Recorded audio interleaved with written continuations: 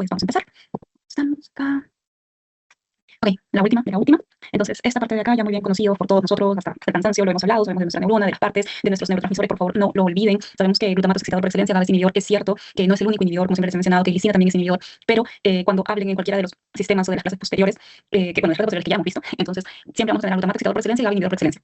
La dopamina, no se olviden, ya así como función de causa, tenemos una de 1 y una de 2. Una de 1 para estimular la vía directa excitador y una de 2 para inhibir la vía indirecta, inhibir lo inhibido, que es inhibido. Después tenemos a nuestra acetilcolina, que lo hemos visto tanto en placa mioneural, que fue la primera clase de la semana número 1 cuando vimos miastenia gravis, y también la acetilcolina en parte como fisiopatología principal en pacientes con Alzheimer, en las cuales existe una degeneración de esta acetilcolina. La principal vía, porque la segunda también es por la cantidad liberada de glutamato en grandes niveles que pueden generar excitotoxicidad celular y por ende destrucción. Después tenemos a pues, la noradrenalina, que son excitadores. Acuérdense que cuando hablamos de sistema nervioso autónomo, nuestro sistema de huida, por excelencia, es nuestro sistema simpático. Ese sistema de alerta, de huida es el sistema simpático, pero nuestro sistema de calma, de reposo, cuando ya estamos en paz, cuando estamos en tranquilidad, es el parasimpático, que a nivel preganglional y a nivel de neurona presináptica es como acetilcolina, pero a nivel de neuronas postgangliosas es cuando cambia para el sistema simpático con noradrenalina y para la parte del parasimpático con acetilcolina.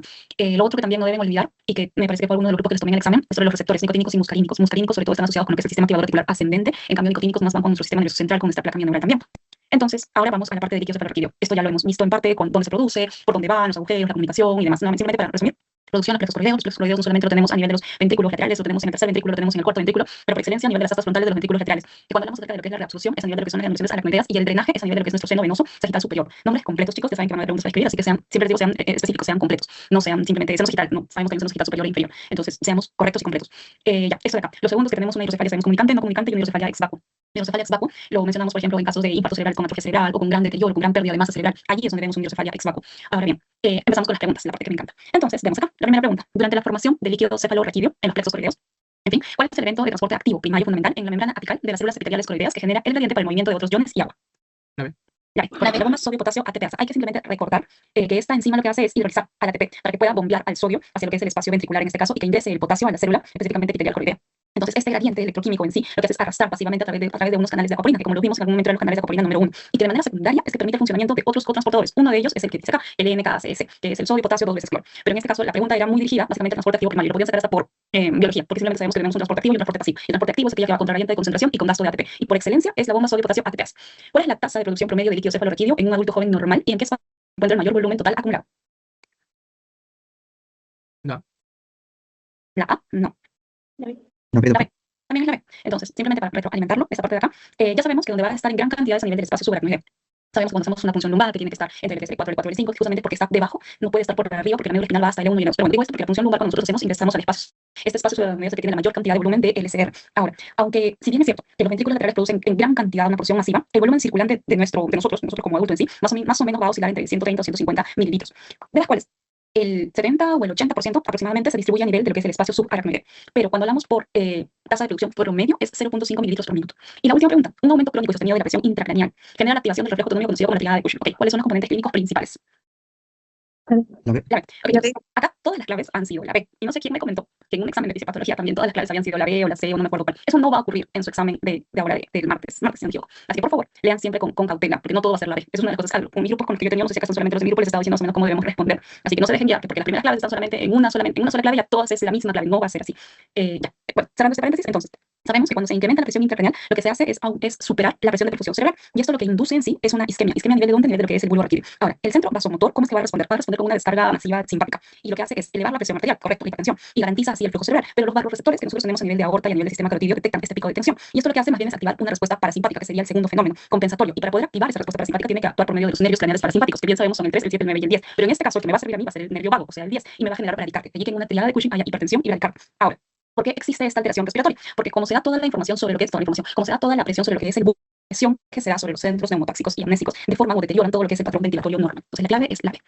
Bueno, esto lo hemos repasado ya sobre vías ascendentes. Cuando ustedes vean nuevamente vías, les pregunten por tractos, por vías, por fibras, por haces, están hablando de sustancias blancas. Si le dicen ascendente, a sus cabecitas tiene que venir espinotelámico, tiene que venir cordón posterior, puede venir también espinos cerebelosos. Entre esos tiene que girar las respuestas. No puede venir corticoespinal, no puede venir vestíbulo espinal, que es una medida descendente, no puede venir, qué sé yo, tecto cerebeloso, no puede venir ello. Simplemente empezamos a aprender conceptos. Tiene que venir los espinos cerebelosos, que sabemos que son el espino cerebeloso posterior o dorsal, el anterior, el cuño cerebeloso, el rostro cerebeloso, tiene que venir los espinotalámicos o el sistema anterolateral, como hayan leído en lo que hayan revisado, y el sistema de cordón posterior, punto. Esos son vías ascendentes y son vías sensitivas. Y si son vías descendentes, por ley tiene que venir la vía corticoespinal y tiene que venir la vía corticovulvar. Acuérdense que tenemos unas primeras neuronas en ambas vías que van a estar a nivel de lo que es el ganglio raquídeo posterior. Ya lo hemos repasado en esta semana, que fue integración de vías ascendentes y descendentes, donde es que hacen su respectiva sinapsis. Y acuérdense de sus núcleos talámicos específicos.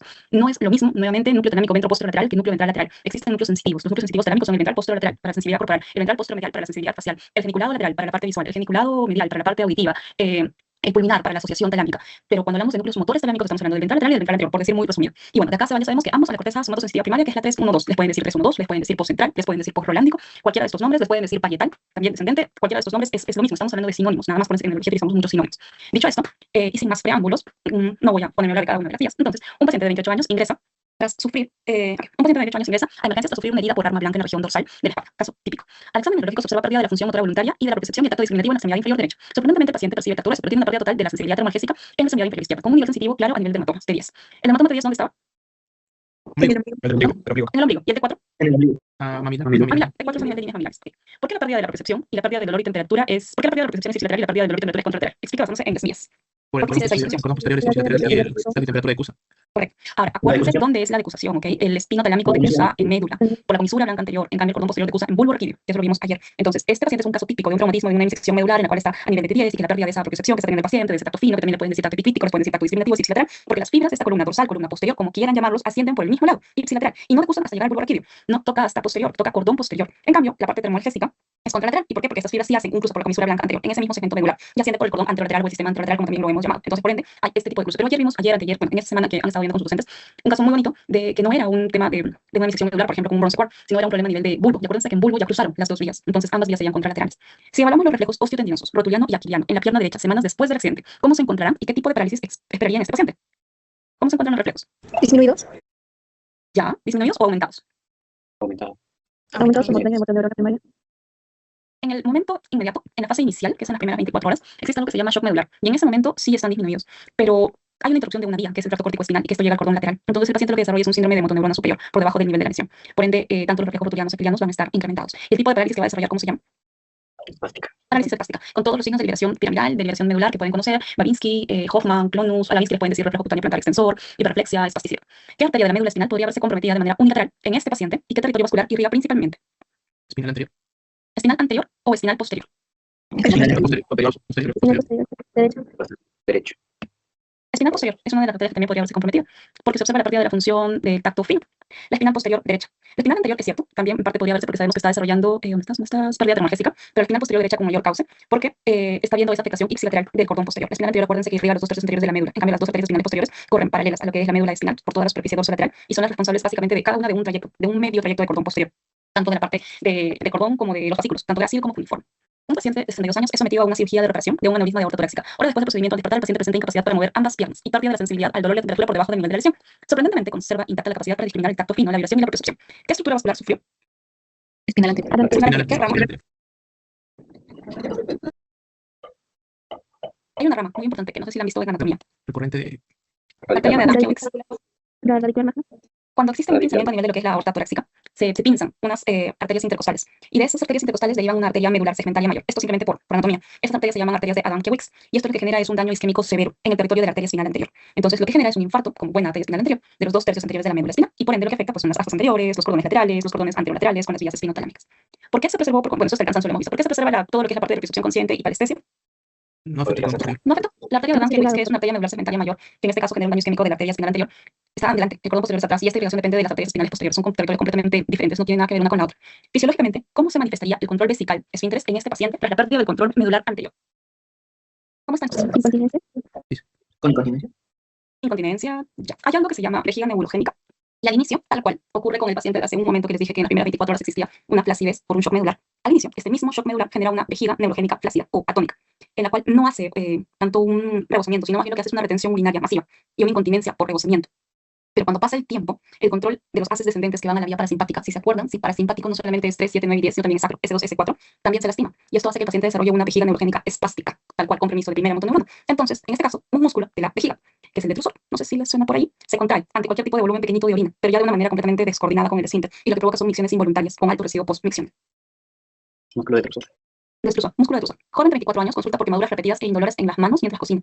Al examen se observa una pérdida sensitiva termoalgésica, dolor y temperatura en ambos miembros superiores y ya está. Y la región superior del tórax en forma de capa o chat, pero mantiene la fuerza muscular en piernas y en la propriocepción es intacta. Una resonancia mostró una cavidad quística en el canal ependimario. ¿Qué estructura medular específica está siendo comprimida? No estoy segura. ¿Cuál es la del quiste central? Canal ependimario. Comisura blanca anterior. Lo que está presionando es la comisura blanca anterior de la médula espinal cervical. Cuando se destruye esto, ya sabemos que afecta de manera bilateral los axones de las neuronas de segundo orden, porque calla de segundo orden todo lo que es la parte de la vía espinotalámica, justo en el momento que está haciendo el cruce hacia el cordón lateral, que en este caso va a ser opuesto. Y eso va a interrumpir la vía. ¿Por qué la sensibilidad al dolor en los miembros inferiores se encuentra conservada a pesar de una lesión medular cervical? ¿Por la somatotopía? Por la somatotopía. Por la somatotopía, correcto. Acuérdense que el canal ependimario, las fibras más cercanas, que en este caso se están afectando por una dilatación quística, son las fibras cervicales. Las fibras termoalgésicas que provienen de los miembros inferiores o de la región lumbar, que entran a la médula, entran en niveles más inferiores, las actos y las lumbares en segmentos mucho más distales. Entonces, en sí, la siringomialia es una lesión, porque es una siringomialia, una lesión centrífuga, o sea, de adentro hacia afuera. Va ahora como si fuera un remolino, centrífuga, de adentro hacia afuera. Y esto comprime todas las fibras que en este caso se están atravesando. Primero es miembros superiores, pero va a respetar todo lo que va a estar después, que van a ser los miembros inferiores. Si el quiste, sin embargo, continúa expandiéndose e incluso compromete las astas anteriores de la médula cervical, ¿qué signos espera encontrar usted? Fasciculaciones. Signos de motoneurona inferior, ¿correcto? Todo lo que son parálisis flácida, atrofia severa, arreflexia, fasciculaciones, por denervación. Muy bien. Nuestra vía corticoespinal, muy bien conocida, ya sabemos, corteza motora primaria, después baja por corona radiada, brazo posterior de cápsula interna, acuérdense que cápsula interna, respecto a lo que es brazo posterior, arterias ventículos estriadas, pero también por coroidea anterior, para que sepan ustedes, es una coroidea anterior, tienen que darles un compromiso también de tracto óptico con esa menopsia homónima contralateral típica. Después se va a ir por los tres quintos mediales de los pedúnculos cerebrales, se va al puente, bulbo, cruza como tracto corticoespinal lateral por medio de las pirámides vulvares y llega al cordón lateral, no llega al asta anterior, llega al cordón lateral. Sin embargo, cuando hablamos del tracto corticoespinal anterior, este sí mantiene su mismo cauce y recién a nivel de la médula espinal es cuando hace su respectiva decusación. Entonces, un paciente, en este caso, un paciente hipertenso de 58 años, es llevado a emergencias tras perder súbitamente la movilidad de mi cuerpo izquierdo. Al evaluarlo 3 semanas después, se evidencia marcada espasticidad, resistencia al movimiento pasivo en navaja, reflejos incrementados en el lado izquierdo. Y al raspar la planta del pie izquierdo se produce una extensión de su dedo gordito, con apertura en abanico de los demás dedos. ¿Cómo se denomina el signo del reflejo plantar descrito y qué alteración fisiológica del sistema nervioso central traduce? Babinski positivo. Babinski y motoneurona superior. Babinski y lesión de motoneurona superior o lesión de tracto corticoespinal. Esto no necesita más explicación. ¿Cuál es la base que explica esta espasticidad y el fenómeno de navaja observado en los músculos flexores del miembro superior izquierdo? El hecho que deja de inhibir la motoneurona inferior. Ya. Okay. Lo que sucede es que la base de la espasticidad en sí, ya sabemos que es una lesión de primera motoneurona, que está liberada a la segunda motoneurona, el fenómeno de navaja es esa, no sé cómo explicárselos ahorita por virtual, pero básicamente cuando ustedes están haciendo una resistencia contra presión al paciente, sueltan la mano y como no puede controlarlo, incluso podría golpearse a sí mismo. La espasticidad se debe a un aumento del reflejo miotático, del reflejo de estiramiento, que depende mucho de la velocidad del movimiento con el cual yo estoy examinando a mi paciente. Cuando uno lesiona la vía corticoespinal, y no solo esta, sino también los haces reticuloespinales, las motoneuronas gamma quedan hiperactivas y se hiperexcitan. Vemos que tenemos motoneuronas alfa, pero también tenemos motoneuronas gamma. Entonces, cuando uno lesiona la vía corticoespinal, las motoneuronas gamma, que parece que no sirven, si sirven ni mucho, estas quedan hiperactivas. Y lo que van a hacer es como que tomar el mando e hiperexcitan a lo que es el uso neuromuscular. Entonces, este fenómeno de navaja, como también se llama, ocurre porque cuando uno estira tranquilo o pasivamente el músculo flexor, que está hipertónico, la tensión acumulada hace que se libere. Y si hablamos de liberación de tensión, hablamos de un órgano en particular, que estamos hablando del órgano tendinoso de Golgi. ¿Qué tipo de fibras son? No sé si se acuerdan. 1B. 1B. Entonces, estas fibras lo que hacen es mandar a la larga también una señal inhibitoria, polisináptica, no monosináptica como es la de un reflejo cualquiera, sino polisináptica, rápida a la médula espinal para que trate de desactivar a la motoneurona alfa, que sabemos que está también se puede lastimar, y lo que provoca es que el músculo ceda y hace un movimiento pasivo. Básicamente, eso es la explicación del fenómeno, pero es un aumento del reflejo miotático por una hiperexcitación a nivel de lo que es de las motoneuronas gamma. ¿En qué estructura anatómica encefálica debió ocurrir la decusación de la vía corticoespinal para que la lesión cerebral derecha se manifieste en el lado izquierdo? Pirámide vulvar. Pirámide vulvar, porción caudal de la médula oblongada, bulbo raquídeo, como quieran llamarlo, específicamente las pirámides vulvares, como lo han dicho, decusa el 85, el 90%, según la literatura que ustedes hayan revisado, cruzan por medio de estas pirámides, eso se llama tracto corticoespinal lateral. Cualquier lesión localizada por encima de esta decusación se manifiesta como déficit contralateral, muy bien conocidos por ustedes. Un niño de 4 años presenta fiebre alta y malestar general. Días después de recuperarse, la madre nota que no puede sostenerse en pie y que su pierna derecha está comprometida, blanda. Al examen neurológico se encuentra parálisis severa del miembro inferior derecho, tono disminuido, ausencia de los reflejos, fasciculaciones visibles. Fisiológicamente, ¿por qué la destrucción del soma de la neurona motora del asta anterior anula por completo los reflejos osteoteninosos? Por la hipoactividad de las motoneuronas gamma. Ya, eso puede ser una buena respuesta. Ya sabemos que todos los signos que nos han mencionado acá son signos de segunda motoneurona, eso lo tenemos claro. Sabemos que estos están a nivel de lo que es el asta anterior. Entonces, el soma de la neurona motora, uno, es motoneurona alfa. Esta motoneurona alfa en sí es nuestra vía común de todo el sistema motor, porque si bien es cierto que el tracto corticoespinal lateral llega al cordón lateral, después este tiene que comunicarse con el asta anterior, que es motoneurona alfa, y después esta asta anterior se va hacia el músculo y efectúa su movimiento. Esta vía común lo que hace es constituir a la larga un brazo para lo que es el reflejo miotático. Mucho del caso anterior y de este caso es del reflejo miotático. Entonces, lo que ha tenido este primito es un cuadro viral. Y este cuadro viral lo que ha hecho es destruir todo el soma neuronal. Entonces, el arco reflejo se interrumpe. No hay ningún tipo de respuesta capaz de recibir esa señal del uso neuromuscular ni de liberar ningún tipo de neurotransmisor, en este caso acetilcolina. Y esto provoca cualquier tipo de abolición de todo tipo de reflejo. ¿Cuál es esto? No. ¿Cuál es el origen fisiopatológico de las fasciculaciones? No sé si por allí. ¿Alguien sabe que cuando hemos hablado mucho de fasciculaciones, ¿saben a qué me refiero específicamente? Movimientos irregulares del músculo. Las fasciculaciones son contracciones musculares espontáneas en los músculos, musculares involuntarias finas de una sola unidad motora bajo el pie, nada más. Y básicamente es cuando la parte terminal del axón se está muriendo y han quedado sin algún tipo de información sensitiva, es lo único. ¿Por qué la sensibilidad táctil, térmica y olorosa están conservadas? Porque la asa dorsal está intacta. La afectación de este paciente, correcto, es una afectación de, como lo dicen en el caso de esta motora, nada más de esta anterior motora, no habla nada de compromiso de ganglio raquídeo posterior, no habla nada del sistema anterolateral, todas las estructuras de la sensibilidad que son ganglio raquídeo posterior, las astas posteriores, el cordón posterior, el sistema anterolateral, está completamente indemne, está funcionando normal, no hay ningún tipo de estigma. Y los virus en este caso tienen, es una poliomelitis, para los que les gusta un poquito más, esto es una polio, es un síndrome de segunda motoneurona. Entonces, acuérdense, primera motoneurona de plasticidad, hiperreflexia, hipertonía, Babinski, Hoffman, Clonus, segunda motoneurona hasta anterior motoneurona alfa, flacidez, atrofia, fasciculaciones y todo lo demás, hipotonía, hiperreflexia. Hombre de 52 años acude a consulta por debilidad progresiva en las cuatro extremidades, además de disfagia. Al examen físico de los miembros superiores se observa atrofia severa de los músculos interocio en las manos con fasciculaciones. Encima le ponen segunda motoneurona. Sin embargo, al evaluar los miembros inferiores, las piernas lucen rígidas con hiperreflexia y Babinski lateral. Primera motoneurona. El paciente está completamente lúcido. Okay. Esto es un ELA. La esclerosis lateral amiotrófica es una enfermedad que afecta tanto a motoneurona superior como a motoneurona inferior. No es mi intención ahorita que nos pongamos a hablar todo largo que es el ELA, simplemente de que puede haber un mismo compromiso, porque acuérdense que en qué estructura hemos visto que coexisten tanto motoneurona superior como motoneurona inferior. ¿En cuál de todas las estructuras? En la médula espinal. En la médula espinal, tanto a nivel de lo que es cordón lateral como a nivel de lo que es posterior, lo pueden ver en una sección transversal de la médula espinal, van a coexistir ambos. El paciente tiene disfagia. ¿Por qué? ¿Qué se está comprometiendo? Núcleo del CIT. El núcleo del vago. Núcleo en vivo, correcto. El compromiso de los núcleos que se dan para que, acuérdense del Wallenberg, que tanto les gusta el Wallenberg, de mi disfagia, disartrio. Acuérdense que existe una vía aferente y una vía diferente. La eferencia es siempre la parte motora, la aferencia es la parte sensitiva. La disfagia es la dificultad para tragar por el compromiso muscular, por ende esto es eferencia. Y si es eferencia, esto es núcleo ambiguo, no hay más vuelta que dar. Es núcleo ambiguo que se está comprometiendo y está afectando básicamente bulbo-raquídeo. Es una variante de la que se llama ELA vulvar. ¿Dónde o por dónde pasaba la vía córtico-vulvar a nivel de corteza? La rodilla de la cápsula. La rodilla de la cápsula interna, correcto. ¿Por qué los movimientos oculares del paciente se van a mantener normales? Porque no hay un compromiso nivel medular, tampoco metacefálico. Las neuronas motoras, para que nosotros conservemos los movimientos oculares, ¿de qué nervios craneales estoy hablando? Del 3, del 4 y del 6. 3, 4 y 6. Estoy hablando básicamente de eso. Entonces, este paciente son casos completamente diferentes. Están hablando de un paciente con un compromiso vulvar. 3, 4 y 6 está muy arriba. Anatómicamente es imposible que una lesión pueda afectar a la otra. Las motoneuronas de los núcleos 3, 4 y 6, unos son más resistentes a afectarse a un paciente con ELA, pero por otro lado, este paciente tiene un compromiso netamente vulvar. Está muy abajo. Para que sea un compromiso de 3, 4 y 6, tiene que ser un compromiso o mesencefálico o continuo. Esto lo hemos visto en la parte de esta semana con todo lo que son las vías. No olvidemos, por favor, la parte de lo que son los haces vestíbulo espinales mediales laterales. Acuérdense que el vestíbulo espinal lateral llega a nivel de lo que es la médula espinal porque facilita lo que son los músculos extensores e inhibe los flexores, el retículo espinal con lo que es el tono muscular, el rubro espinal con lo que es la flexión de los miembros superiores y el pecto espinal que inicia a nivel de colículos superiores llega a médula espinal cervical. Pero la diferencia con nuestro vestíbulo espinal medial es básicamente el giro de la cabeza ante un tipo de estímulo visual o auditivo. Un paciente politraumatizado en coma profundo es evaluado en la unidad de cuidados intensivos. Al aplicarle un estímulo doloroso central, responde con extensión rígida y pronación de ambos miembros superiores, junto con extensión y flexión plantar de los miembros inferiores. Una tomografía demuestra una lesión destructiva severa a nivel del mesencéfalo, justo por debajo de los núcleos rojos. ¿Cómo se denomina fisiológicamente este patrón postural de respuesta? Deceleración. Deceleración. ¿Y qué tanto descendente a flexor ha perdido su función? El rubro espinal. Rubro espinal. Acuérdense que el tracto rubro espinal se inicia a nivel de lo que es el núcleo rojo y le cursa inmediatamente por debajo de lo que es el tegmentum mesencéfalico. Y tiene como función principal facilitar la tonía, la hipertonía del tono de los músculos flexores del miembro superior. Una lesión por debajo anula este reflejo flexor y lo que hace el paciente es adoptar una postura de deceleración como ustedes lo conocen. ¿Qué tractos descendentes troncoencefálicos quedan sin oposición e hiperactivos provocando la extensión masiva? Vestíbulo Vestíbulo espinal. espinal. Vestíbulo espinal lateral. ¿Qué otro más? Retículo espinal medial. Retículo espinal. Retículo espinal. ¿Cuál? ¿Pontino o vulvar? Continuo. Continuo. Continuo. Los dos tractos que quedan libres son el vestíbulo espinal lateral que se origina en el núcleo vestibular lateral o también le pueden poner núcleo de Bates, que es su epónimo, y el tracto retículo espinal pontino. Estos haces son vías extrapiramidales que viajan predominantemente ipsilateral en la médula y ejercen una potente acción tónica facilitadora sobre las motoneuronas no solamente alfa, sino también gamma de los músculos extensores del cuerpo antigravitatorio. Al perderse este freno, porque se está destruyendo en este caso el mesencéfalo, causan una excitación, hiperactividad extensora, masiva y rígida. Si la lesión hubiera sido más alta, cortical o capsular, respetando el mesencéfalo, ¿cuál habría sido la postura de los brazos ante el dolor de corticación? ¿Por qué hubiera sido de corticación? Nada más. Por conservación del núcleo rojo. Perfecto, por conservación del núcleo rojo y no hay más. Un paciente de 67 años es llevado a consulta por su esposa porque durante las noches actúa en sus sueños de forma violenta, grita, lanza puñetazos e intenta correr mientras duerme, llegando a golpearse contra las paredes. El estudio de polisomnografía revela una pérdida de la tonía muscular. Esto lo puse básicamente por la pregunta número 3. Fisiológicamente, ¿cuál es el neurotransmisor inhibitorio que utiliza la vía retículo espinal a nivel medular para bloquear la sinapsis de la motoneurona?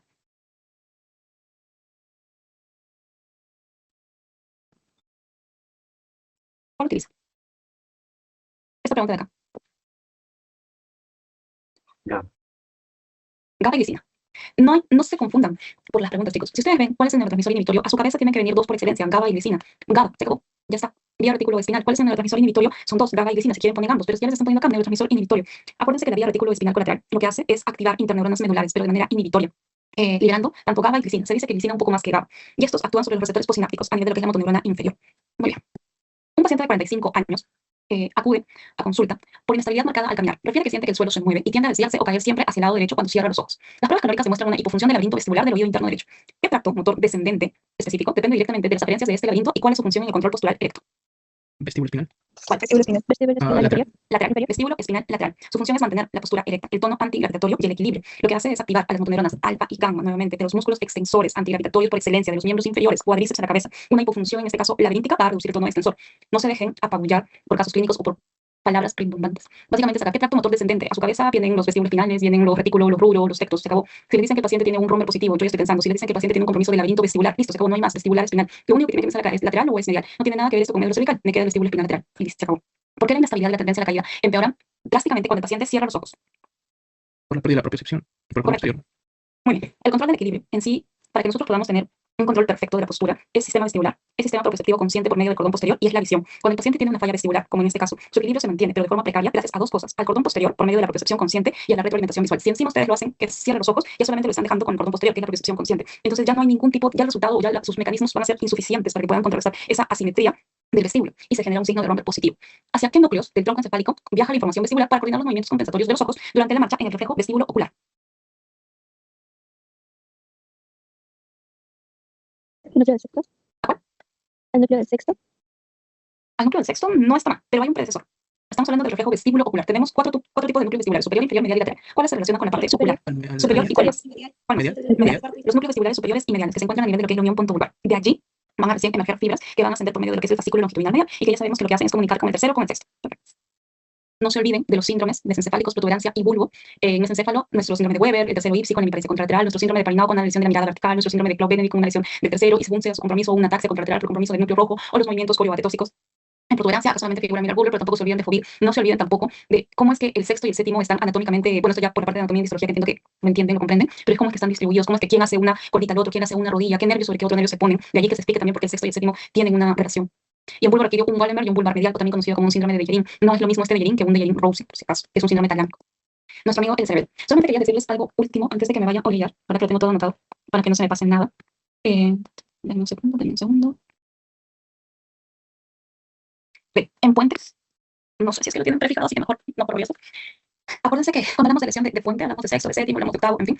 Pero cuando hablamos de mirar público, cuando hablamos de fobia, la diferencia básicamente porque el fobia hace un compromiso de la mirada horizontal. En el encéfalo un compromiso de la mirada vertical y en frontal 8 por un compromiso de la mirada conjugada. En puente, esto que ustedes ven acá, que entiendo que lo comprenden, lo que estamos viendo es básicamente al abducen y cómo es que le hace una rodilla interna al facial. Entonces, esa parte tampoco la tengan muy aislada por anatomía. En bulbo raquídeo, acuérdense también de lo que es por acá de vestibular, el núcleo espinal trigeminal, que si bien es cierto empieza en protuberancia, pero llega hasta bulbo. Y al llegar hasta bulbo, también puede ser parte de la explicación de un síndrome de Wallenberg que tenga una hemipoestesia facial ipsilateral. Cerebelo, lo hemos visto, lo conocemos, sabemos que filogenéticamente podemos hablar de un arquicerebelo, un paliocerebelo, un neocerebelo, que si queremos hablar básicamente por una distribución muy completa y somera, vermis, hemisferios cerebelosos y flóculo-nódulos, si queremos verlo desde el punto de vista clínico, sabemos que a nivel de vermis, para vermis, el paciente va a desarrollar una ataxia troncal, a nivel de hemisferio cerebeloso va a desarrollar una dismetría, y a nivel de lo que es un flóculo-nódulo, sobre todo la parte del listón. Ya está.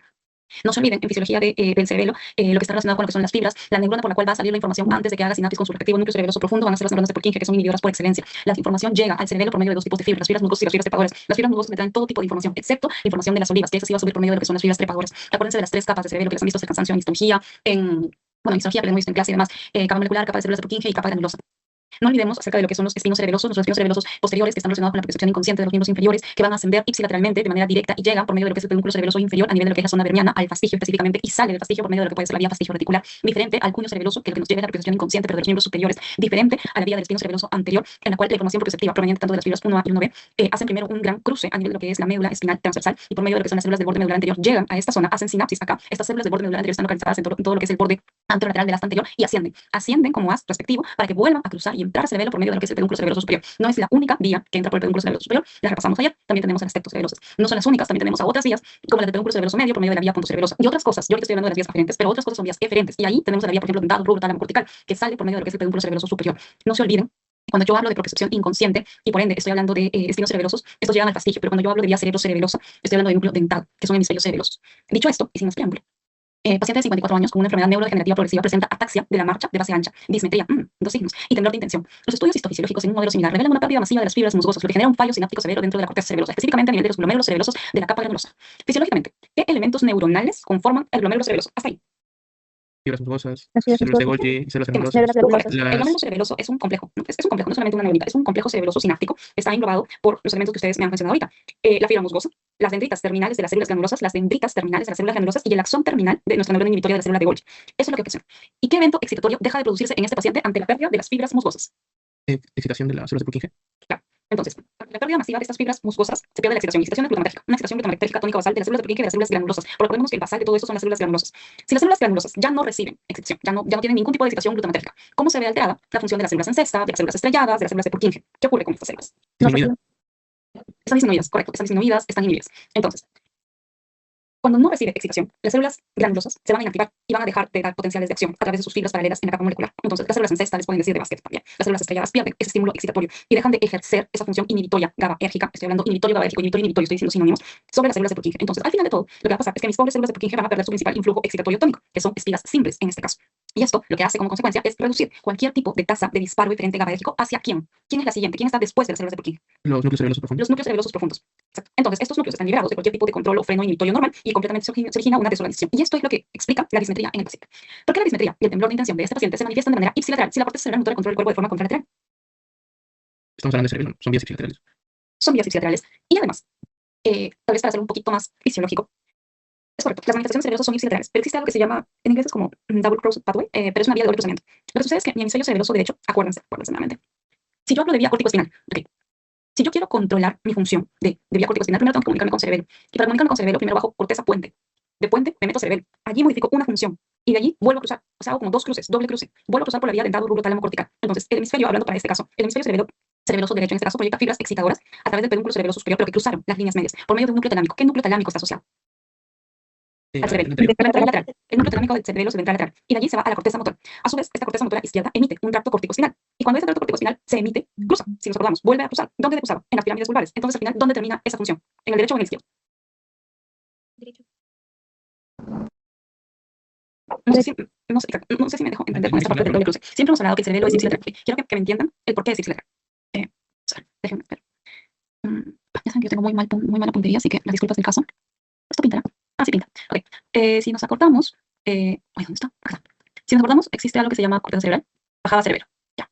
De corteza primero se iba a puente, vía córtico-puntina. De puente iba a cerebelo. Ya acá había un cruce, que era por la vía dentado rubro tálamo cortical. No sé si nos acordamos esta parte de acá. Acá hubo un cruce. Primer cruce. Hasta acá diríamos contralateral. Ya llegó a corteza. Una vez que llega a corteza baja como vía corticoespinal. Pero la vía corticoespinal vuelve a cruzar. Entonces vuelve a estar al mismo punto de inicio. ¿Me dejan entender? ¿O se hizo una Sí, ok. Sí, doctora.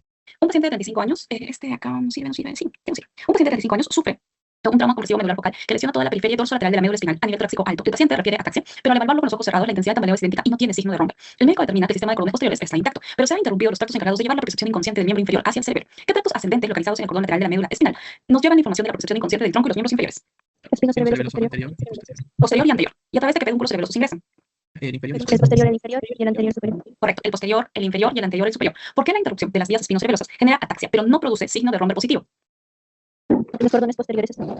El signo de romper, correcto, evalúa la integridad del cordón posterior y acá está completamente intacto. La vía del cordón posterior, la vía de la percepción consciente no está tocada. Entonces no tendría por qué tener un romper positivo. Fisiológicamente, ¿cómo se clasifican? Las fibras aferentes que entran por las raíces dorsales y transmiten la información del uso neuromuscular y del órgano tendinoso de Golgi hacia el núcleo de Clark. Uno B. Fibras Uno B. 1A, 1B y fibras 2. Las fibras aferentes que entran por las raíces dorsales y solamente falta hacer memoria fotográfica. ¿Dónde está mi pantallita? 1A, 1B y 2. Entonces, vamos a 1A, 1B y 2. 1A, las fibras mielínicas de gran diámetro que están conectadas sobre todo con lo que es el uso neuromuscular para medir lo que es velocidad. Las 1B también mielínicas grandes, pero se conectan estas sí específicamente con lo que es el órgano tendinoso de Golgi para medir todo lo que es la tensión muscular. Y las 2 que son las fibras mielínicas más o menos medianas para todo lo que es longitud exacta. Listo, muchachos. En tálamo, recuerden por favor que la mayoría de los neurotransmisores acá son excitadores por excelencia. Que la mayoría de los núcleos están asociados a neurotransmisores excitadores por excelencia, excepto un núcleo. ¿Cuál es? El reticular. El reticular, que es inhibidor por excelencia. Otra cosa más. Tenemos una lámina medular interna y una lámina medular externa. ¿Para qué me sirve la lámina medular externa?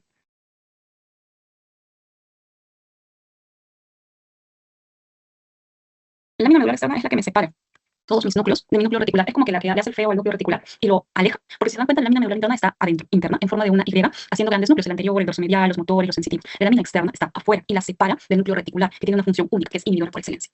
No olviden, por favor, esa tablita. Les he puesto las tablas que me parecen que son principales. Los núcleos sensitivos, motores, límbicos, los núcleos de asociación, pulvinar, dorsomedial. En el dorsomedial, ¿con qué estructura le hemos visto que está asociado? Con la amígdala. Con la amígdala. Y a nivel de circuito límbico, ¿qué núcleo le hemos visto? El anterior. El núcleo anterior, ¿ok? Acuérdense del hipotálamo también, un área anterior, un área posterior, los núcleos que están implicados en cada uno de ellos, nuestro sistema de calefacción, nuestro sistema de, nuestro sistema de ventilador, como siempre se los he estado tratando de comentar para que me puedan entender toda esa parte de los núcleos hipotalámicos y esta parte de acá. Vamos acá. Un paciente de 47 años sufre un infarto bitalámico paramedial debido a la oclusión de las ramas perforantes de la arteria cerebral posterior. El paciente ingresa en un estado de estupor profundo y alteración severa de alerta. No responde a comandos verbales, solo estímulos dolorosos intensos. La resonancia muestra una lesión que destruye selectivamente la lámina medular interna en su porción rostral y compromete los núcleos dentro de ella. ¿Qué núcleos talámicos se encuentran atrapados dentro de la lámina medular interna? Centro Centro mediano y mediano. parafascicular. Correcto. Los núcleos interlaminales, los más destacados van a ser el centro mediano y el parafascicular. ¿Cuál es su rol fisiológico? La vigilia. La Vigilia. vigilia. Y por ende, ¿de qué sistema estoy hablando?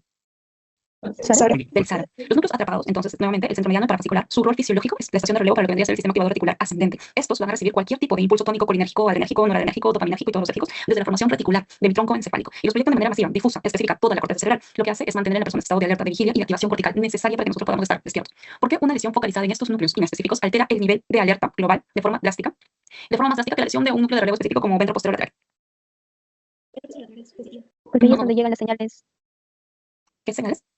Las que menciona que eran dopaminérgicas, colitinérgicas. Bueno, y el núcleo ventro posterior lateral, ¿con qué función se está asociada?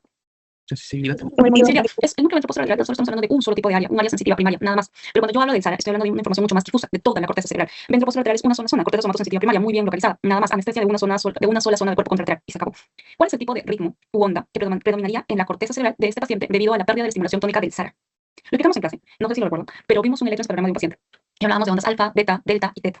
Entonces, cuando se pierde esta activación del SARA, la corteza cerebral cae en un estado de sopor profundo. ¿Qué ondas creen que podrían activarse en este paciente? Como si el paciente estaría en un estado de somnolencia profunda. ¿Se acordarán qué ondas eran las que se activaban en un estado de somnolencia profunda? Delta o teta, cualquiera de las dos. Característico del paciente cuando está en un estado de coma, delta o teta. Un paciente de 62 años con crisis epilépticas de difícil control muestra en estudios neurofisiológicos avanzados un fallo drástico en los mecanismos de inhibición recíproca y sincronización córtico-talámica. La microdisección por imágenes metabólicas sugiere una disfunción selectiva de la interfaz entre la masa principal del tálamo. En fin, ¿qué núcleo talámico único se localiza inmediatamente por fuera de la lámina medular externa? ¿Cuál es? Reticular. El núcleo reticular talámico. ¿Cuál es su neurotransmisor característico? GABA. GABA. ¿Y cuál es su función reguladora sobre los demás núcleos? Inhibición. Inhibición. Al no proyectar axones hacia la corteza cerebral. ¿Cómo interactúa el núcleo reticular con los axones que cruzan a través de la lámina medular extensa para generar un mecanismo de feedback negativo? ¿Qué hace el núcleo reticular? Inhibe los núcleos talámicos.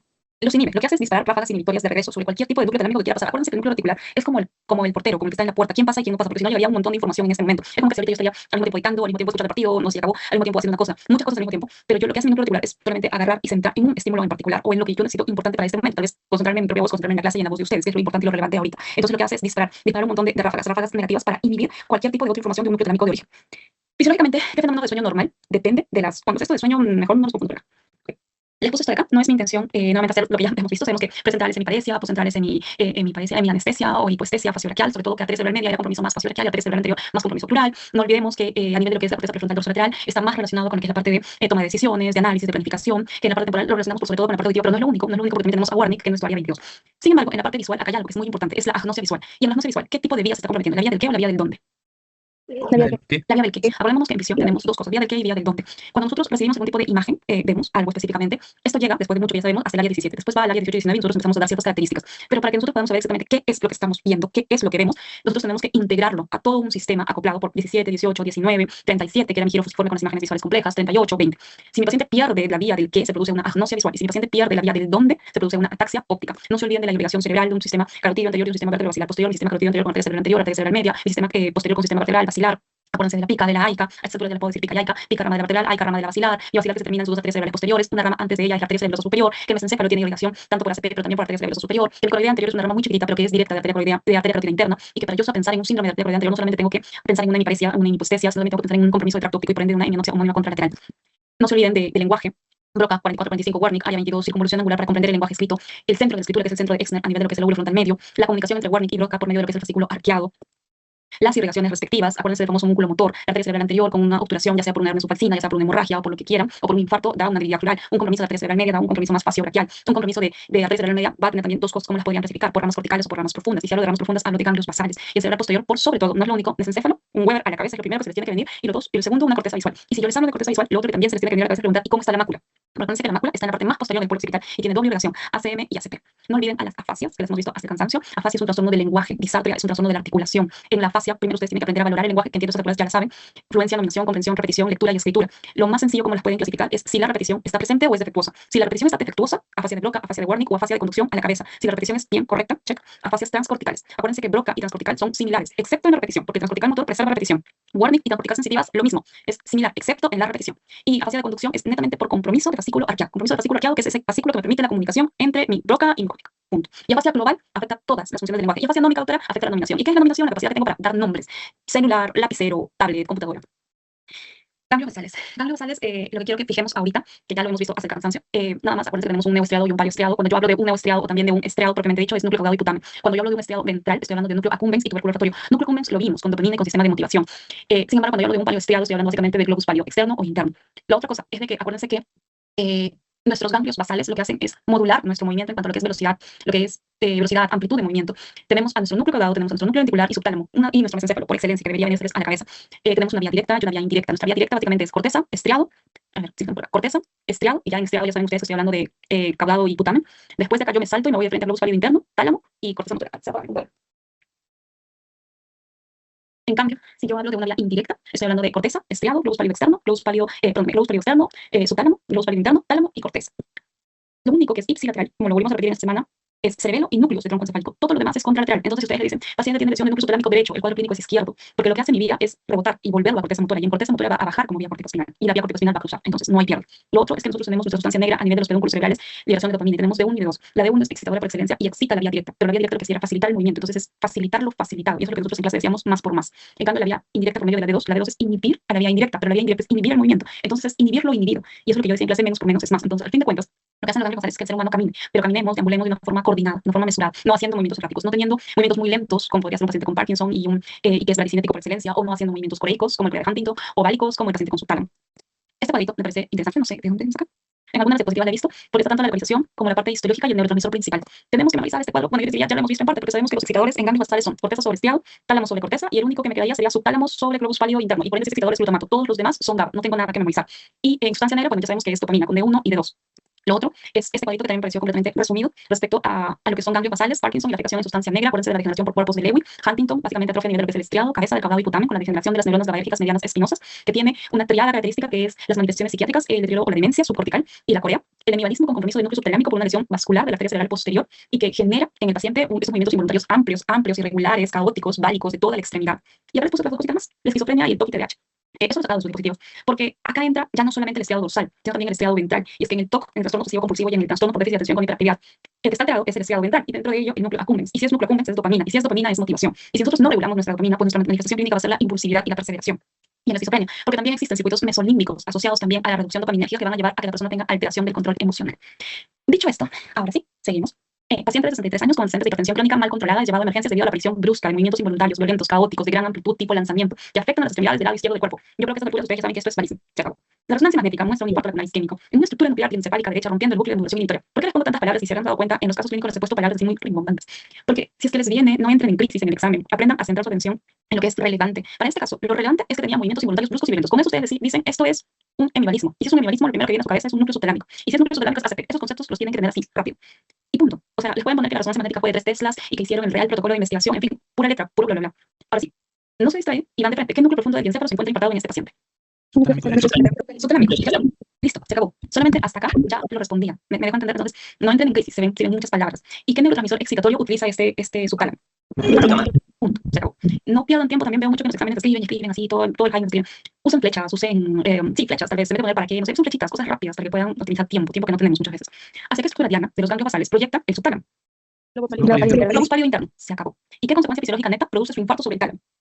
Hiperactivación del tálamo. Hiperactivación talámica. Hiperactivación talámica, el tálamo está desinhibido, el tálamo está hiperactivo. Acuérdense que el tálamo, siempre utilizo el tálamo como un caballito loco que quiere hiperexcitar a la corteza cerebral. Entonces el malismo es un movimiento errático, entonces dejan libre el tálamo, hiperexcitan al tálamo, liberan al tálamo, pueden utilizar esos sinónimos, liberan al tálamo, hiperexcitar, quitarle el freno, cualquiera de estos. Quitar freno, tálamo, punto, no les quitó mucho tiempo. ¿Qué ramas arteriales profundas sufrieron una oclusión microscópica para provocar en fin, qué ramas se infartaron? Tálamo perforante de la ACP. Tálamo perforantes ACP, punto, se acabó, no hay más. Hombre de 68 años presenta temblor en reposo. A su cabeza ya tiene que estar viendo diagnósticos. En la mano derecha, rigidez generalizada en las extremidades, en movimiento pasivo y una marcada reticesia. Los estudios neurofisiológicos confirmaron una pérdida masiva de la médula. En fin, A su cabeza ya debe haber un diagnóstico en este momento. ¿Qué población neuronal específica ha degenerado en este paciente? Artículo estriado. ¿Qué Dopaminérgicos, tenemos dopaminérgicos. es la dopamina? Dopamina. ¿Qué diagnóstico estoy, perdón? Parkinson. Parkinson. Estamos en Parkinson, claro. Ahora, si se dan cuenta, acá le pone, los estudios neurofisiológicos confirman una pérdida masiva de la modulación catecolaminérgica en el neostriado. Entonces, por ahí escuché estriado. Entonces, no, chicos. Ok. El cuadro clínico me habla algo de una Corea de Huntington para pensar en estriado. Me habla de Corea, me habla de demencia, me habla de manifestaciones psiquiátricas. No, el cuadro clínico es una persona de temblor de reposo con rigidez y con resistencia. Y eso no es una Corea de Huntington, eso es un Parkinson. Acá les están hablando de lo que viene después en las vías, claro, porque acuérdense que la dopamina no está solita. La dopamina tiene post sobre el estriado. Entonces, no se confundan. Pero doctores, ¿qué pasa? Que yo puse estriado porque vi que decía pérdida masiva de la modulación catecolaminar. Claro, es una consecuencia del estudio, pero acá la pregunta es directa. ¿Qué población neuronal ha degenerado en este paciente? Las neuronas dopaminérgicas de la sustancia negra del par compacto. Se acabó. Nada más. Explica el efecto fisiológico aumento que produce la falta de dopamina sobre la vía directa. La disminuye. Es hipoactiva. Nadie le estimula. Psicoactiva. La doctora se silenció o la silenciaron, creo. Psicoactiva la directa, dice.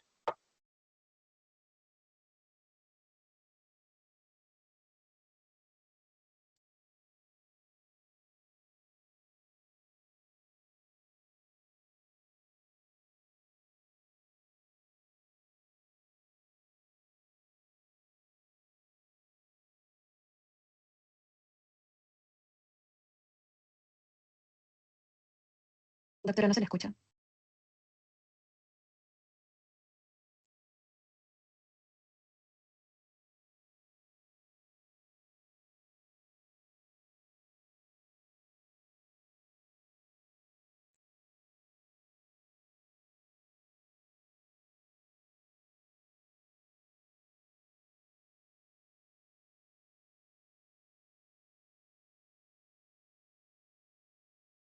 Doctora, disculpe, me parece que está silenciada.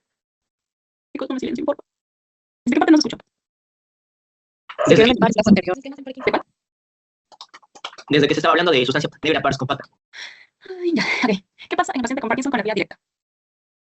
Sí, Se ve Hipoactiva. Y la última pregunta era ¿qué pasa con el paciente con Parkinson con la vía indirecta? Hiperactivo. sí, hiperactiva. Ya está, siguiente caso. Paciente de 38 años es evaluado por presentar movimientos involuntarios de tipo coreico en la cara y miembros superiores. Los estudios, por favor, no dejen que pase mucho tiempo. Los estudios histopatológicos postmortem de un familiar directo demuestran una atrofia selectiva de la cabeza del núcleo caudado. Entiendo que todos estamos pensando que esto es un Corea de Huntington. ¿Qué neurotransmisor principal utilizan las neuronas de proyección estriatal que degeneran tempranamente? GABA. GABA. GABA. Al destruirse las neuronas estriatales que se proyectan hacia el globus pálido externo, ¿qué sucede con la actividad de este segmento palial? Disminuye. Disminuye. Se activa el globo pálido externo. El Incrementa. segmento palial se queda sin su freno. Si se destruyen las neuronas estriatales que envían proyecciones gabéricas hacia el globus pálido externo, porque la Corea de Huntington es sobre todo vía D2, este segmento palial se queda sin su freno normal. Y lo que provoca es una hiperactividad tónica patológica y descontrolada. Conectando ya todo el circuito, ¿por qué este fallo selectivo de las neuronas estriatales en la vía indirecta termina produciendo hipercinesia? Porque inhibe Porque al interior, por eso se mantiene hiperactiva. Porque se genera una inhibición del núcleo subtalámico. ¿Ok? Al estar el globus pálido externo desinhibido, por decirlo así, e hiperactivo, lo que hace es disparar muchas ráfagas, muchas corrientes de gas masiva y continua a su diana natural, y en este caso su diana, su objetivo va a ser el núcleo subtalámico. Y lo que esto causa es una inhibición profunda y constante del núcleo subtalámico. Y lo que hace es que si yo anulo el núcleo subtalámico, anulo la capacidad para excitar al que le sigue. Y este que le sigue es el globo pálido interno. Entonces, si yo privo de ese estímulo excitatorio el globo pálido interno, el globo pálido interno se deprime. Y ya reduce drásticamente su función sobre el que le sigue. Es decir, ya no va a inhibir al tálamo y lo suelta el tálamo. Y si lo suelta el tálamo, la persona desarrolla hipercinesias.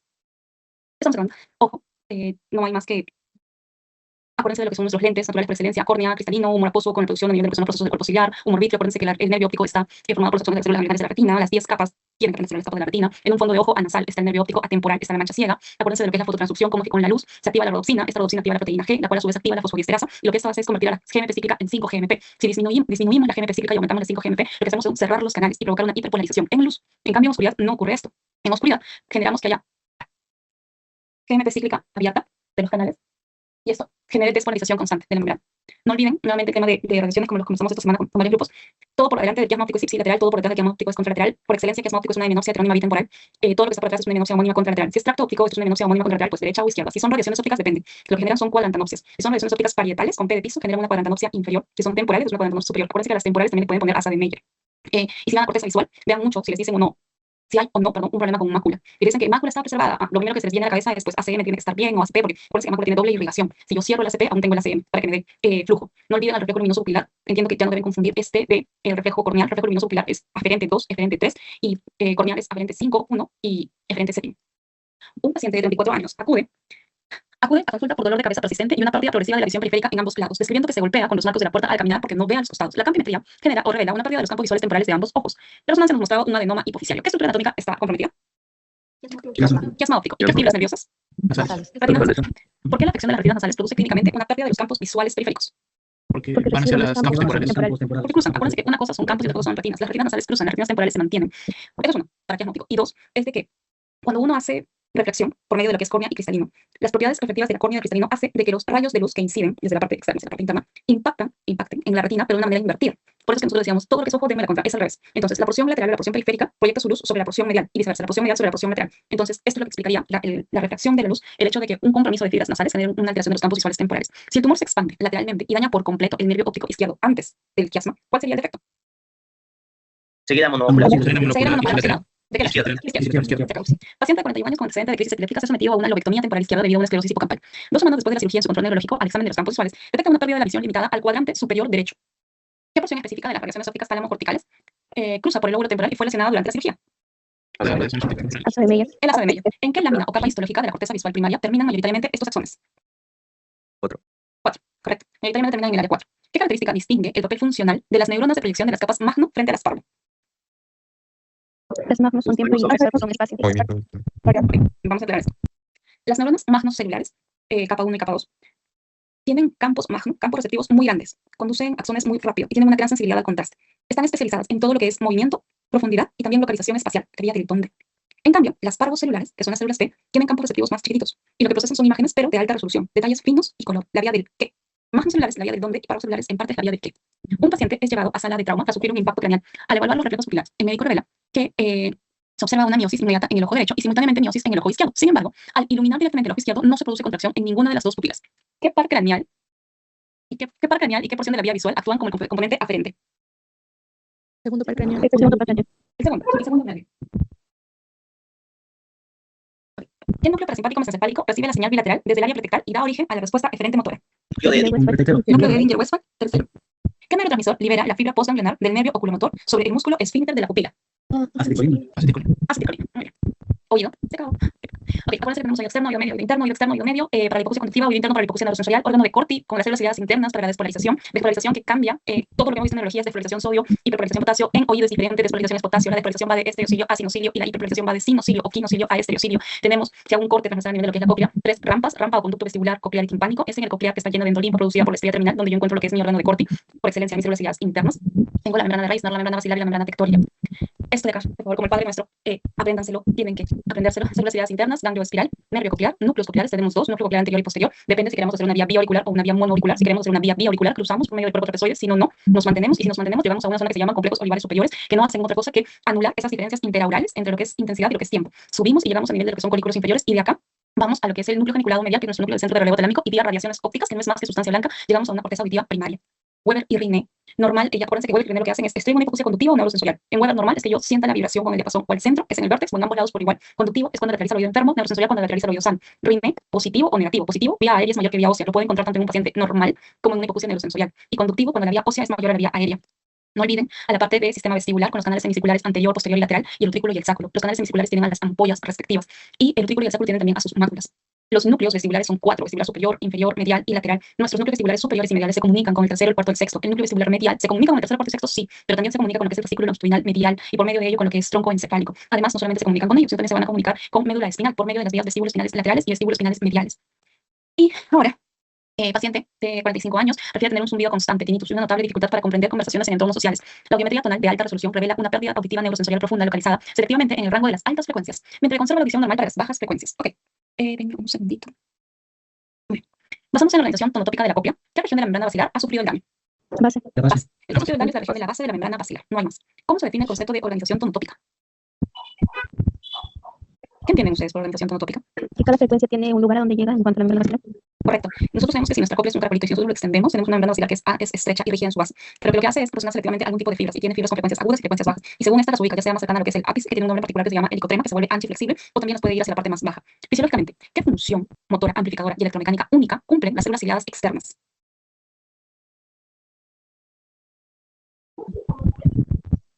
Movimiento de la membrana tectoria. Movimiento.